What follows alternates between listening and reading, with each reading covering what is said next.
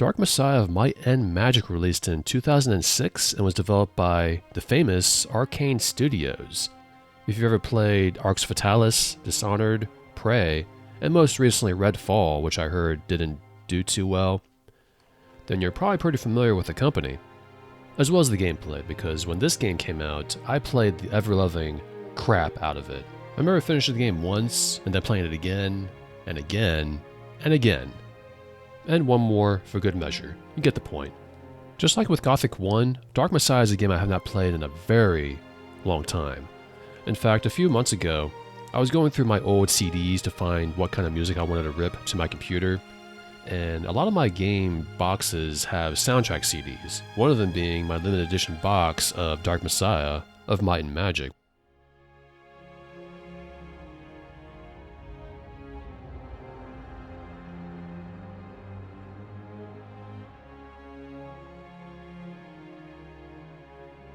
Which came with some cool stuff like collectible character cards, making of DVD, and a soundtrack CD. And ever since I ripped that CD, I've had this game on my mind. I thought, well, it's time to play it. So before I start singing this game's praise, I should probably mention that I don't have a lot of experience playing the Might and Magic video games, namely the mainline series. The only Might and Magic game I've ever played in my entire life was Might and Magic 7 for Blood and Honor. And back when I played it, I was admittedly way too young to even understand it. It is a far cry from Dark Messiah of Might and Magic, or rather, Dark Messiah of Might and Magic is a far cry from the mainline Might and Magic games. Instead of creating your own party members and choosing their classes and then going off on a first-person dungeon crawling, world exploration adventure, Dark Messiah of Might and Magic has you assume the role of one character. And while you don't choose classes per se in Dark Messiah of Might and Magic, your build is decided based on what skills you happen to choose. So mainly you'll be a typical sword and board warrior, a thief,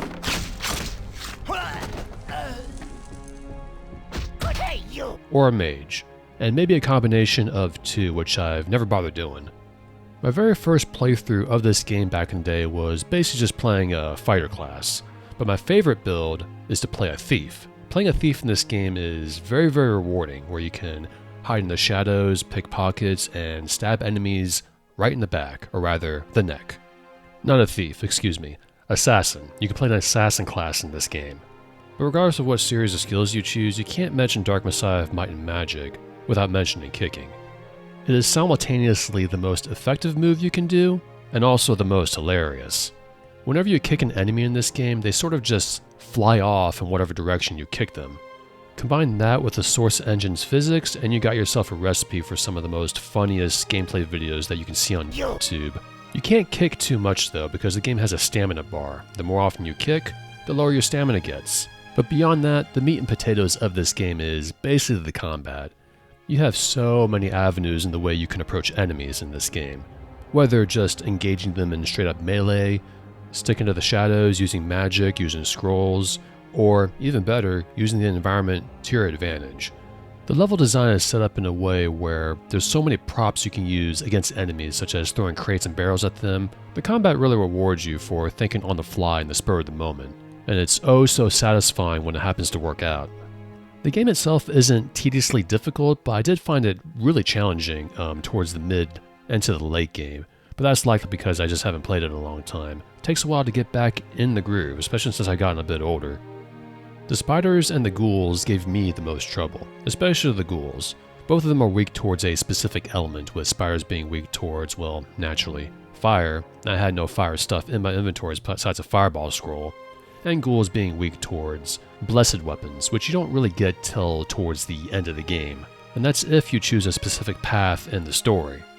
But other than that, there's just no difficulty in this game to where you can't finish the game and softlock yourself or something.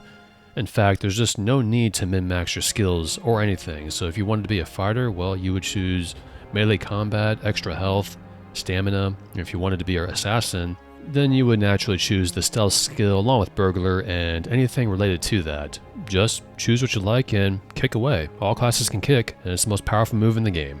The story of the game has you take on the role of a man named Sereth, who looks like this guy. And for any of you who've played this game over and over like I have, you would know that the voice doesn't really match the portrait. Master Fenrig, Where are you? Deliver the crystal to Manalag and we can be on our way. I hope so. It's been pretty dull. Strange. It makes me feel uneasy. It's unpleasant to lift it.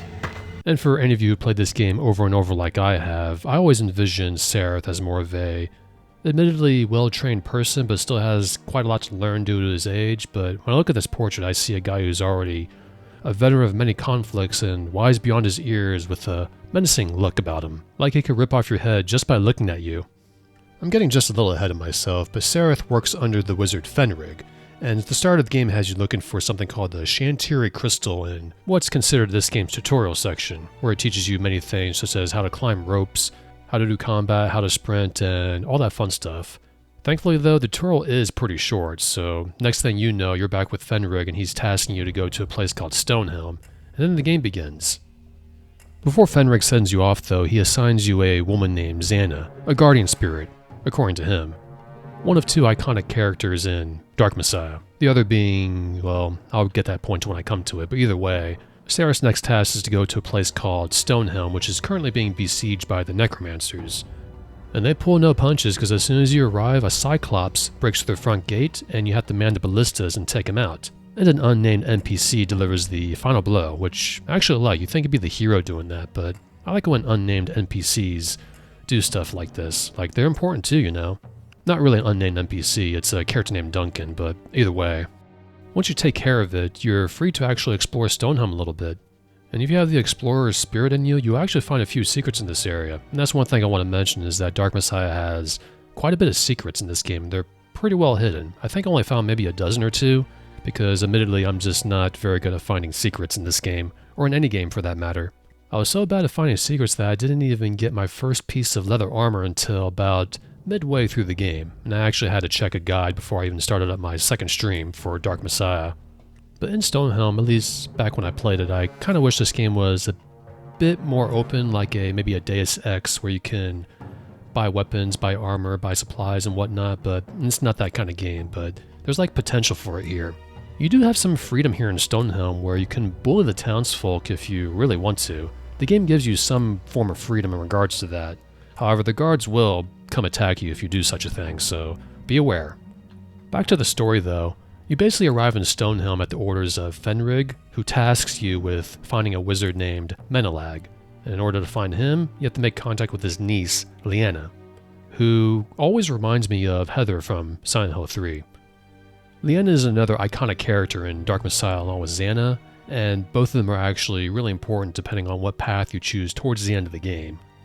But Leanna grants you an audience with her uncle, and from here basically Manalag mentions that he can help you with the Shantiri Crystal thanks to his arrangement with Fenrig, and also mentions that he has a vested interest in finding a certain artifact called the Skull of Shadows, which is a very important artifact in this game.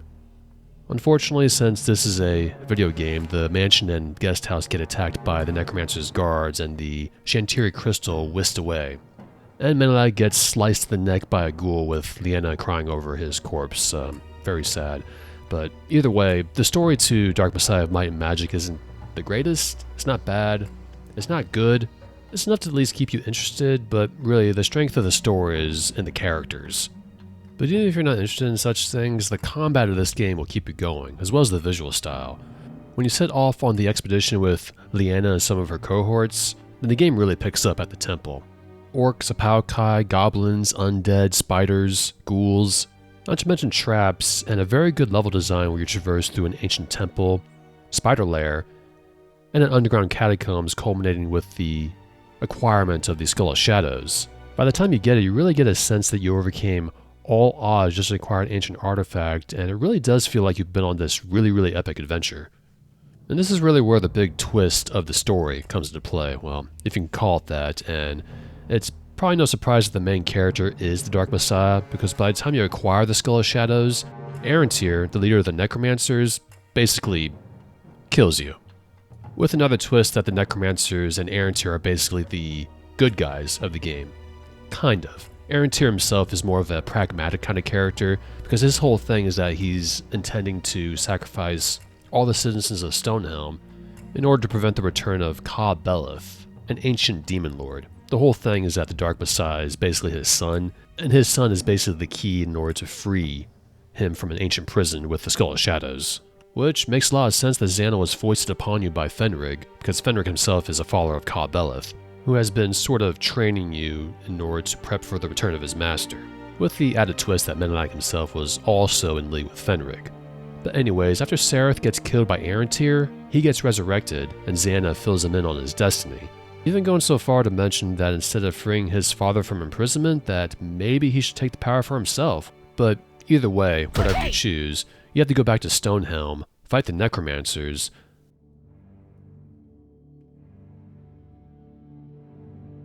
fight your way through traps, undead, ghouls, and an ancient underground catacomb beneath Stonehelm, make it all the way to the end to face off against Arantir, and eventually choose Sareth's destiny, with the ending cutscene being different depending on which love interest you chose. Going back a bit, but when Sareth finds out that he's the Dark Messiah and basically a half demon, half human, Leanna mentions that he can purify himself at the temples in Stonehelm. The option to do so is only open to you if you manage to save Leanna in the Necromancer's lair. It's completely optional too, so if you don't want to face off against a big spider boss, then you can totally leave her there. But either way, doing so rightfully makes Xana angry, and she tries to kill Sareth out of desperation. If you do so, you basically cement Leanna as your love interest towards the end of the game, as well as getting some really awesome blessed weapons to use against ghouls and undead. So I basically have to talk about these two girls for a minute. So Leanna is obviously the good choice, and Xana is, I was going to say a bad choice, but she's also a good choice. It's kind of weird. And back in the day, I sort of chose Leanna because of my weakness for blonde-haired girls and bob cuts, but regardless of that, it's actually a good idea to choose Xana, and I'll mention why. Throughout the course of the game, Xana gives you a lot of information, gives a lot of encouragement to Sareth, and is basically just not a drag on you in any way, and you think she would be. And I mean that in the sense that she's basically a disembodied voice in Sareth's head, and in some cases that's a little annoying in video games, but in Dark Messiah it works. During the course of the game, she's supposed to be watching over Sareth to make sure that Ka Beleth is freed from his prison, but she actually develops a bond with Sareth over time, and actually mentions that maybe he should take the power for himself. She basically doesn't work against you in any way despite being subservient to Ka Beleth. Which brings me to Leanna, a character I like, admittedly, but if you don't purify Sareth at the temple in Stonehelm, and you make it to the entrance to the final area of the game, she tries to kill you. And it makes sense, I guess. I mean, the prophecy dictates that the Dark Messiah is the key to release Ka Beleth from his prison, but there's no dialogue option to sort of ease her fears, to mention that, hey, I'm not going to do that, or she says something like, well, I'm disappointed you didn't do that, but I can't kill you, so I'm just going to trust you to make the right decision. But no, if you don't purify Xana at the temple, then she basically starts throwing fireballs in your face. And I unfortunately don't have any footage of that because I was going to play this game again after choosing Leanna, and I'll choose Xana on the next playthrough, but I just never got around to that. But yeah, she tries to kill you, and there is a way I heard to avoid fighting her, but in every playthrough back in the day, I just basically killed her. So, there you go. But whomever you choose, it changes the cutscene of the game a little bit.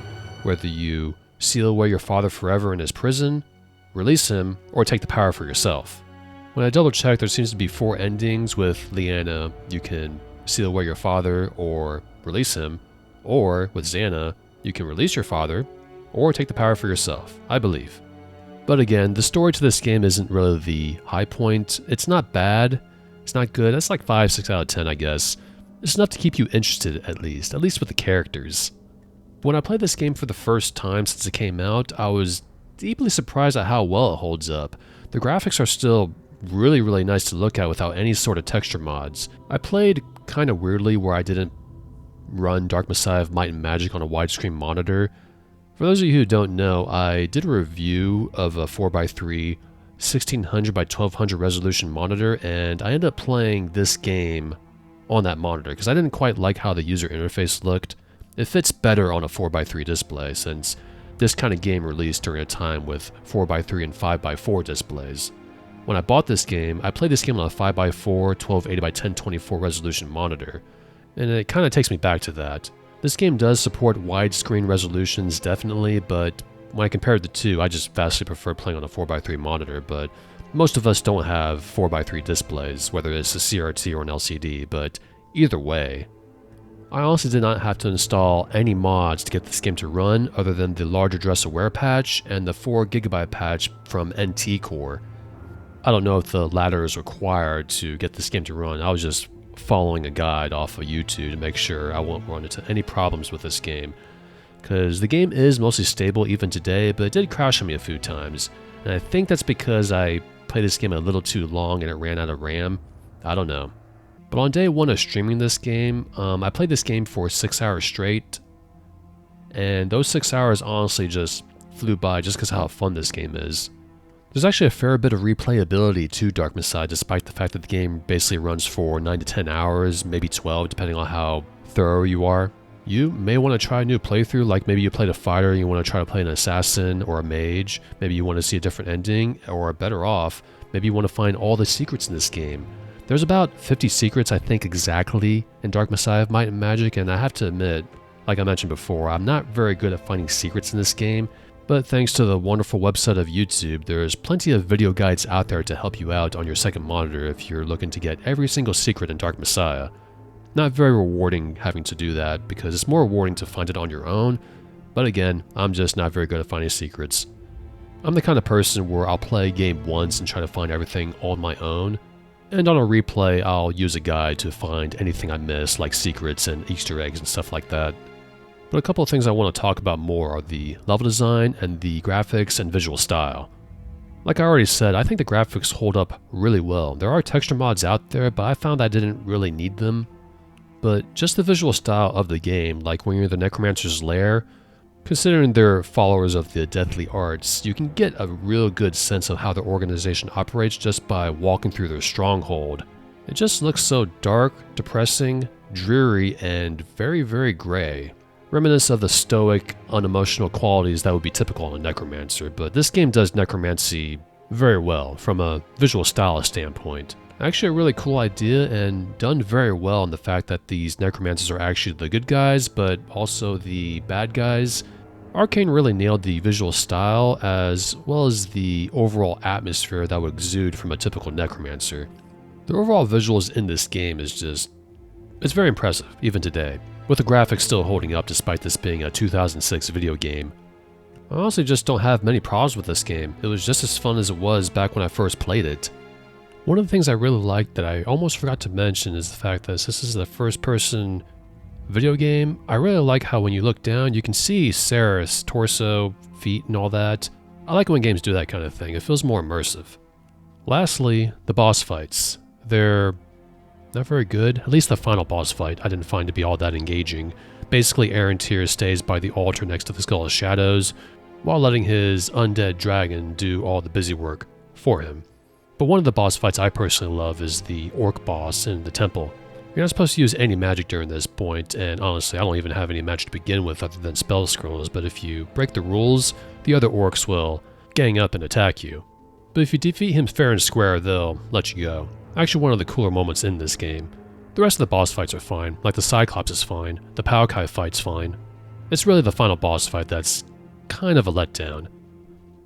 But anyways, while doing this video I kind of feel like doing another playthrough of this game very soon on my own time, but other than that, the next video I'll be doing will be Gothic 2, right after this one is uploaded, so if you made it to the end of this one, thank you very much for watching, and until then, goodbye.